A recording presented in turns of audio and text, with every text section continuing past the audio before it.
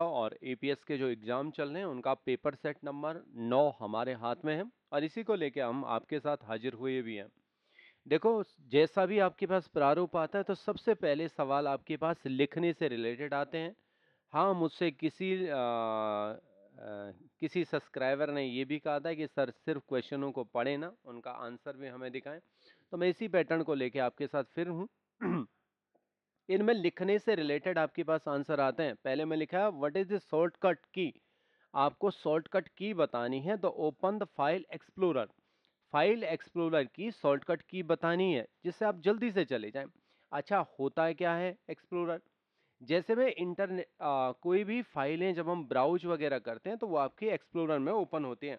तो हमारे कीबोर्ड में विंडो बटन होता है, उसके साथ में अगर ई बटन प्रेस करता हूं तो इस तरीके से आपके पास फाइल एक्सप्लोरर ओपन हो जाता है। तो इसी से रिलेटेड है और मैंने यहाँ पे आपके पास थ्योरी भी लिखी हुई है इस तरीके से। यहाँ पे सबसे पहली बात, इन सारी चीजों को मैं थोड़ा नीचे तक लाता हूँ जहां से थ्योरी वाला सेक्शन मेरा शुरू हो रहा है। 6 तारीख का पहली शिफ्ट का पेपर है। इसमें पहले का ए जो मेरे पास पहले वाला है, जो पहले सवाल का जवाब है, तो इसके जवाब मैंने यहाँ पे लिखा हुआ है आपके पास। इसका जवाब है विंडोज की के साथ आपको ई प्रेस करना है। तो इस तरीके से पहला सवाल आपका हो जाता है खत्म। देखते हैं दूसरे सवाल में किस तरीके के सवाल मेरे पास आए हैं। तो दूसरे में लिखा है write down the step recover a file from recycle bin. Recycle bin से, जो आपका कूड़े का कचरे का डब्बा होता है आपके सिस्टम पे, उससे आपके पास कोई फाइल है, उसको आप कैसे रिकवर करें, कैसे वापस लाएंगे।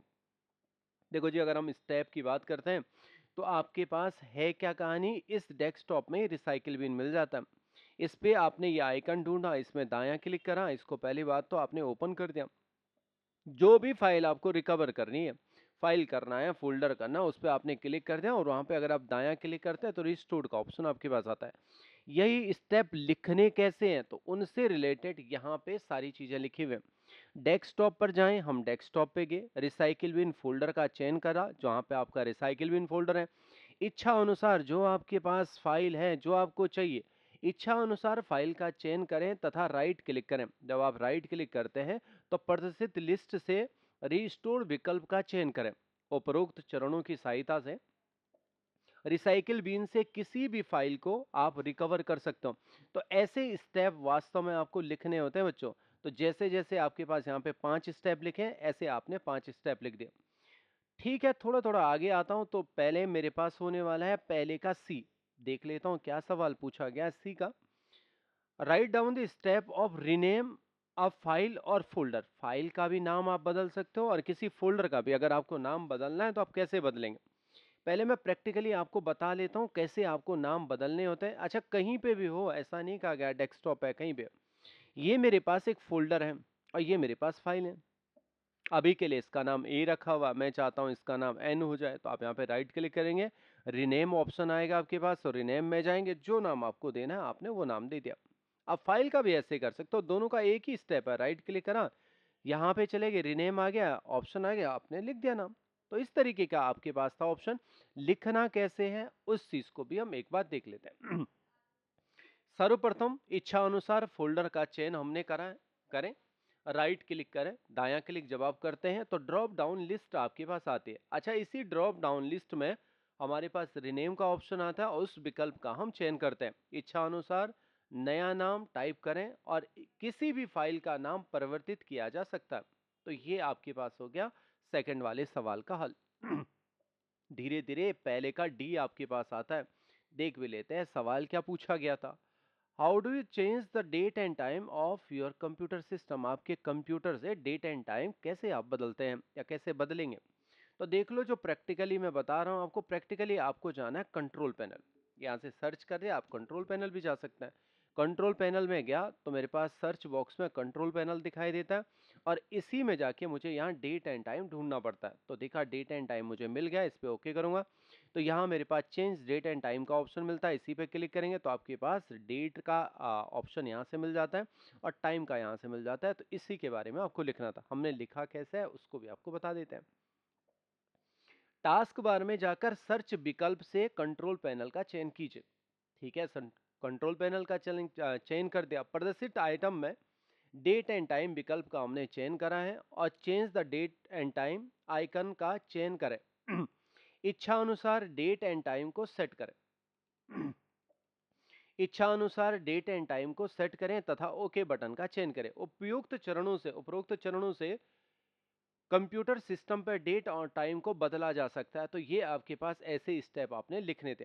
अब ये आपके पास कुछ सवाल वैसे वाले होंगे, तो धीरे धीरे जब हम पेपर के आगे बढ़ते हैं तो इन सवालों को सॉल्व करते हैं। देखो यहां से अब मेरे पास आ गया माइक्रोसॉफ्ट वर्ड से रिलेटेड सवाल।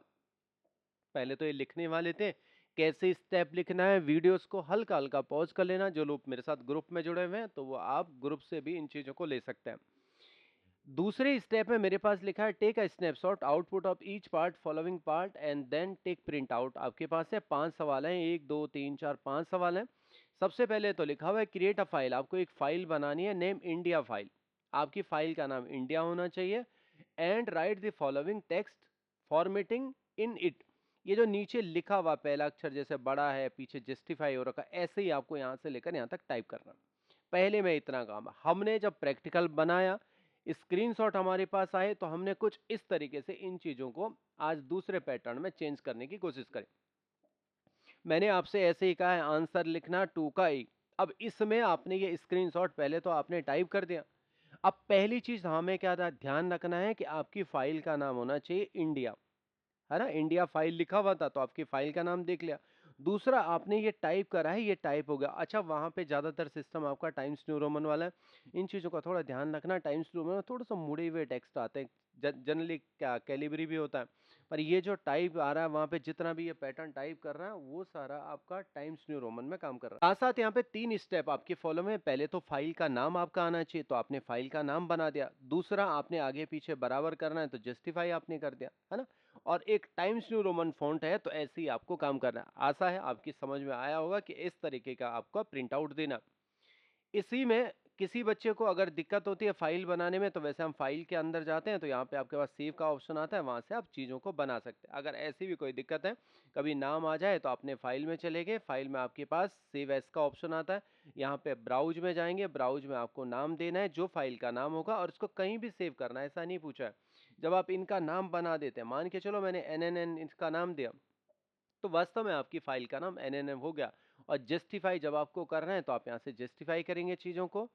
टाइम्स न्यू रोमन फॉन्ट है तो आप यहाँ से टाइम्स न्यू रोमन फॉन्ट लेंगे। इसी क्रम में थोड़ा आगे बढ़ता हूँ।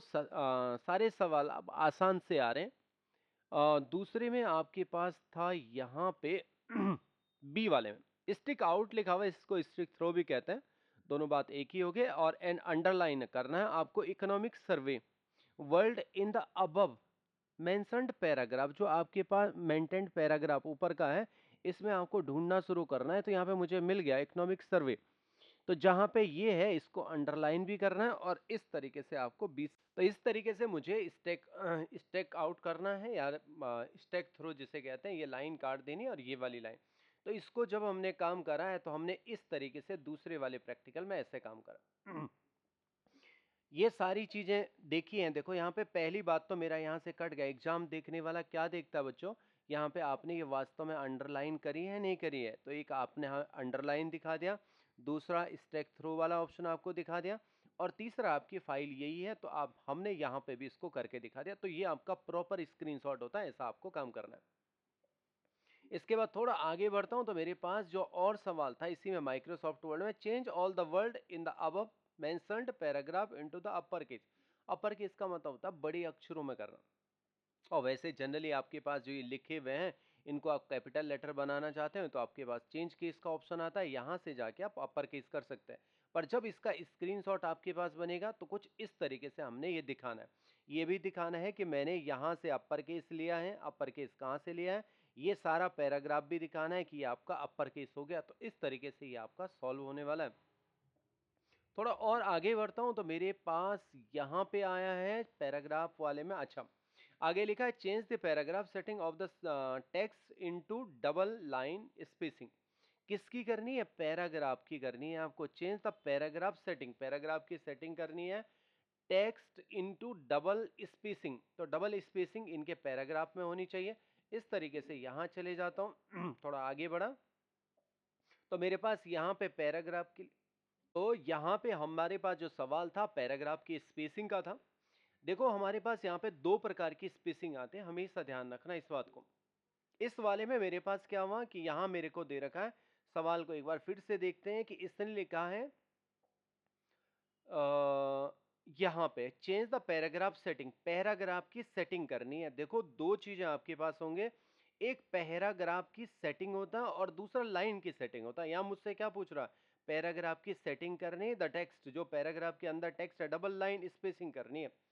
पर यहाँ मुझे कंफर्म ये मेंशन नहीं मिल रहा है कि पैराग्राफ का डबल लाइन है कि लाइन का है। तो डबल लाइन स्पेसिंग मुझे चाहिए है। तो मेरे हिसाब से ऐसा लग रहा है, वैसे यहाँ पे मैं आपको ये चीज समझा देता हूँ, कभी पैराग्राफ की सेटिंग और इन दोनों में क्या होता है। अगर आप पैराग्राफ की सेटिंग देखते हैं तो पैराग्राफ के अंदर ही ऑप्शन है ना, पैराग्राफ के अंदर है। यहाँ से भी मैंने कंफर्म कर लिया, यहाँ से गया तो इसको हम लाइन का स्पेस कहते हैं। वैसे वो लाइन का स्पेस ही पूछ रहा, पर अगर वो इंडिविजुअल आपसे पूछता कि यहाँ पे आपको क्या है कि आपको सिर्फ और सिर्फ पैराग्राफ का स्पेस चेंज करना, तो यहाँ पैराग्राफ स्पेसिंग आपके पास आती है, तो यहाँ से भी आप डबल ऑप्शन का चेंज कर सकते हैं, तो यहाँ भी आपके पास डबल हो जाता है। हाँ, आपने यहाँ पे जो मैंने आपको बता रखा है कि यहाँ पे आपने कुछ इस तरीके से काम करना है। ये वाला आपने सेटिंग में जाके इसकी सेटिंग पे यहाँ पे क्लिक करेंगे और यहाँ से डबल का चेंज करेंगे। यहाँ पे लाइन के लिए पूछा गया है, पैराग्राफ के लिए पर्टिकुलर ऐसा नहीं पूछा गया पैराग्राफ स्पेस, क्योंकि हमारे पास पैराग्राफ ऐसे है ही नहीं। यहाँ पे थोड़ा सा ऐसे भी हमें देखना पड़ता है। पैराग्राफ में क्या होता है, अगर दो तीन आपके पास पैराग्राफ यहाँ बने होते तब आप जजमेंट करते। अभी देखो जो हमारे पास टेक्स्ट है वो एक ही पैराग्राफ बना हुआ है, तो इसीलिए हमें ऐसा भी दिखाना होता है कि आपने कैसे काम किया। तो इसमें थोड़ा सा डिस्टेंस आपका हो गया, तो ये वास्तव में इसने इसी के लिए पूछा गया, एक लाइन से और दूसरी लाइन के बीच जो गैप है उसके लिए है। पर इस पैराग्राफ में आशा है ये बात आपकी समझ में आएगी। थोड़ा सा आगे और बढ़ता हूं बच्चों। यहाँ पे आया at the end of the paragraph, इस पैराग्राफ के एंड में आपको इंसर्ट करना है इक्वेशन। ये इक्वेशन है, ये पहले से बन बनाए हुए इक्वेशन है। जितने भी वो अब आपके पास इक्वेशन दे रहा है वो पहले से बन बनाए हुए सारे इंसल्ट के अंदर आते हैं। और इंसल्ट में जब आप जाएंगे तो यहाँ पे इक्वेशन, अच्छा इक्वेशन दो भागों में डिवाइड है, एक आगे वाला और पीछे वाला।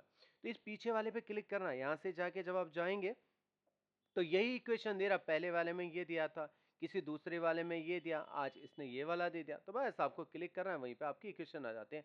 तो आशा है यही वाला इक्वेशन हमारे पास आया था 1+ वाला, और आगे भी जो देगा तो ऐसे ही देगा आपके पास। तो इस तरीके से 25 नंबर आपके हो जाते हैं पूरी कंप्लीट। तो इसमें भी मैं आपको दिखा लेता हूँ कहाँ तक मैं पहुँच गया। इसमें स्पेसिंग करा, इसके बाद मेरे पास ये इक्वेशन आया, कहाँ से लिया स्क्रीनशॉट 2 का ई, इस तरीके से आपने यहाँ पे भी आ गया और यहाँ से भी दिखा दिया, मैं इस चीज को यहाँ से लाया। अब हम बढ़ते हैं एक्सेल की तरफ। एक्सेल में कैसे काम करेंगे, तो पहला सवाल यहाँ पे देखना शुरू कर दिया। Create a work seat, seat लिखा हुआ है ध्यान रखना, विद द नेम, नेम बनाना है, क्लासिफाइड रिजल्ट, अच्छा क्लासिफिकेशन रिजल्ट आपके पास यहाँ पे किसका नाम बनाना है, फाइल का। और फाइल का नाम कहाँ आता है, यहाँ नीचे की तरफ, जैसे मैंने यूकेपीएससी लिखा है, और जैसे इस वाले पेपर में देखो नीचे की तरफ मैंने ये जो नाम लिखा है पूरा स्क्रीनशॉट ही आएगा, नीचे वाला दिखना चाहिए। अभी पहले वाले में सिर्फ और नाम का नाम इसको चाहिए। बी वाले में लिखा है enter the following record, following record रखने इस वर्कशीट में, क्लासिफायर और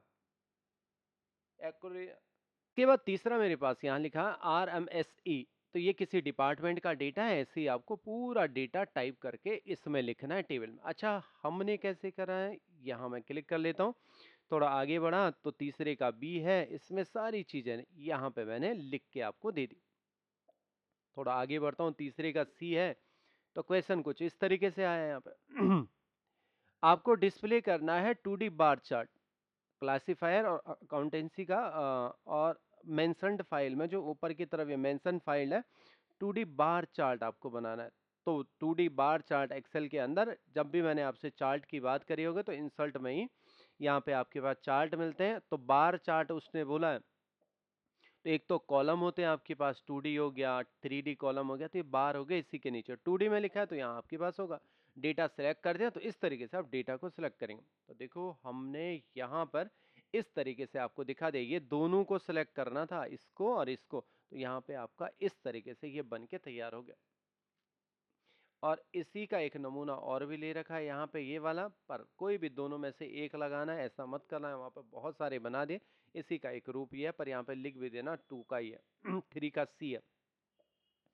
थोड़ा सा आगे बढ़ता हूँ तो इसका और क्वेश्चन देख लेते हैं। यहाँ पे था, अच्छा, फाइंड करने आपको minimum RMSC using formula MS excel, minimum का फॉर्मूला लगाना है इन सब के नीचे पे।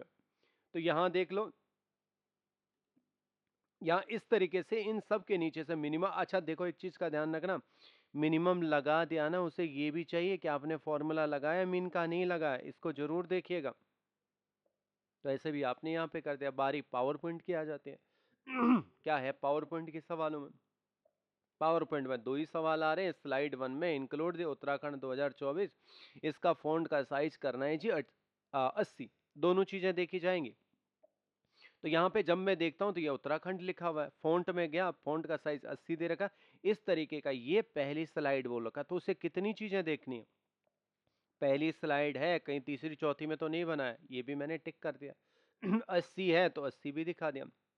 उत्तराखंड लिखा हुआ है तो उत्तराखंड 2024 लिखा है, तो इस तरीके का आपका काम होगा। ऐसे ही स्क्रीनशॉट आपका लगेगा।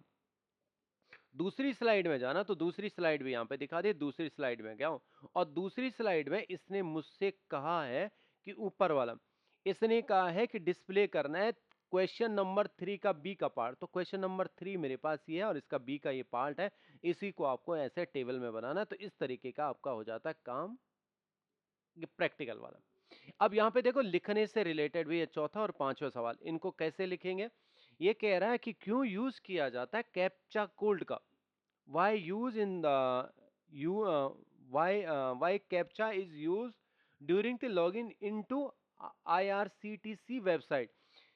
इस वेबसाइट में IRCTC में कैप्चा कोड लॉगिन के टाइम पे क्यों यूज किया जाता है? अच्छा, यूज करने के बहुत सारे जो ये कैप्चा कोड यूज होते हैं, ये बहुत सारे रीजनों से किया जाता है। सिक्योरिटी के रीजन से भी होता है, सिक्योरिटी के रीजन से भी होता है, सर्वर में लोड ना पड़े, कभी कभी ट्रैफिक ज़्यादा रहता है तो कम ट्रैफिक करने के लिए आदमी का थोड़ा टाइम वहाँ भी लग जाए। तो वैसे जितने भी कारण हैं यहाँ पे मैंने कुछ इस तरीके से भी लिखे हैं। तो थोड़ा मैं नीचे की तरफ आता हूँ। मैंने आपके साथ ये यहाँ तक बात कर दी थी, चौथे क्वेश्चन तक। अब चौथे वाले का सिलसिला थोड़ा जूम आउट कर लेता हूँ यहाँ से चौथे वाले का ए मेरे पास यहाँ पे होने वाला है, यहाँ से मैंने शुरुआत कर दी। तो यहाँ से IRCTC वेबसाइट पर लॉगिन के दौरान कैप्चा का उपयोग निम्न कारणों से किया जाता है। एक तो सुरक्षा बढ़ाने के लिए, सुरक्षा के हिसाब से, टिकट जमाखोरी रोकने के लिए किया जाता है, सर्वर पे लोड कम हो, और धोखाधड़ी से लड़ने के लिए आप इनका इस्तेमाल कर सकते हो। अच्छा ठीक है, थोड़ा सा नीचे आ जाता हूँ। तीसरा है, तो वेब ब्राउजर के बारे में कुछ कहा गया है यहाँ पे how do you download and save an image for the website. अच्छा, वेबसाइट पे, किसी भी वेबसाइट पे आप किसी भी फोटोज को, इमेज को डाउनलोड कैसे करेंगे, तो उनसे रिलेटेड आपके पास लिखने के। तो सर्वप्रथम हम किसी वेब ब्राउजर का इस्तेमाल करेंगे, चयन करेंगे, फिर सर्च बार में इमेज का नाम लिखेंगे। ठीक है, सिस्टम पर अनेक इमेजें आपको प्रदर्शित होंगे। साथ साथ किसी भी इमेज का आपको चयन करना है, उस पर राइट क्लिक करना है, और ड्रॉप डाउन लिस्ट में जाके सेव एस ऑप्शन आएगा, की सहायता से किसी भी इमेज को डाउनलोड या सेव किया जा सकता है। तो ये स्टेप आप ऐसे देख लेना छोटे छोटे करके, जैसे यहाँ पे स्टेप है, तो इनका स्क्रीनशॉट भी ले लेना। थोड़ी देर अगर आप रुकोगे तो यहाँ से स्क्रीनशॉट इनका ले लेना। तो ये था चौथे का भी। अब पांचवें का एक ही बारी आती है, इंटरनेट से रिलेटेड सवाल है तो इनमें पहला सवाल आपके पास यहां पे आया था यहां पे आया था आपके पास, ये तो वेबसाइट वाले आपके सवाल हो गए। How do you want to compose the send an email to multiple recipient. बहुत सारे लोगों को जब आप मेल भेजते हो तो उस समय कैसे आप कंपोज की मदद से मेल भेजोगे, तो उसके स्टेप आपको लिखने। देखो जी, हमने यहाँ पे स्टेप लिखे हैं। ईमेल भेजने के लिए ईमेल अकाउंट लॉगिन करें। सबसे पहले आपको लॉगिन करना पड़ता है। सबसे ऊपर जो कंपोज बटन होता है ऊपर की तरफ, आपने कंपोज बटन को क्लिक करें। टू सीसीसी बीसीसी सब्जेक्ट आदि फील्ड्स को भरें। बीसीसी विकल्पों में अनेक ईमेल पते को भरकर मल्टीपल रिसिपेंट को मेल किया जा सकता है। अंत में सेव बटन को आप क्लिक करें। उपरोक्त चरणों की सहायता से एक से अधिक लोगों को आप मेल भेज सकते हो। यहाँ पे इन सब को करने के बाद सेंड बटन का इस्तेमाल करना, और अब आप चीज़ों को सेंड कर पाएंगे बहुत सारे लोगों को। तो थोड़ा सा आगे बढ़ते हैं। अब मेरे पास 5 का बी होने वाला है, जिसमें बीसीसी के बारे में पूछा गया। कुछ ऐसा ही होगा। हाँ, what is the purpose of BCC in email composing. तो ईमेल कंपोजिंग में बीसीसी का क्या काम होता है? तो ब्लाइंड कार्बन कॉपी इसे कहते हैं। ब्लाइंड कार्बन कॉपी का उपयोग तब किया जाता है कि जब आप किसी को ईमेल भेजना चाहते हैं लेकिन बाकी प्राप्तकर्ताओं को यह नहीं दिखाना चाहते हैं कि आपने उन्हें भी ईमेल भेजा है। तो यह गोपनीयता बनाए रखने तथा प्राप्तकर्ता की सूची को छिपाने के लिए उपयोग में लाया जाता है। और इस तरीके से अब हमारे पास रिप्लाई और रिप्लाई ऑल के लिए पूछा गया था यहाँ पे कि क्या अंतर है दोनों में। तो what is the different between reply and reply all में? तो यहाँ पे जब मैं देखता हूँ रिप्लाई और रिप्लाई ऑल में अंतर के लिए, तो रिप्लाई इस विकल्प का प्रयोग करके केवल मूल प्रेषक जिसे आप भेज रहे हो को उत्तर दिया जा सकता है। पर अगर रिप्लाई ऑल करते हैं, इस विकल्प का उपयोग करके आप ईमेल में सभी प्राप्तकर्ताओं को प्रेषक को एक साथ उत्तर भेजा जा सकता है। रिप्लाई का उपयोग तभी करना चाहिए जब उत्तर सभी संबंधित लोगों को आवश्यक हो। तो ये था बच्चों आज आपका फर्स्ट शिफ्ट का। सेकंड शिफ्ट का आएगा तो उस पर भी हम विवेचना ऐसे करेंगे।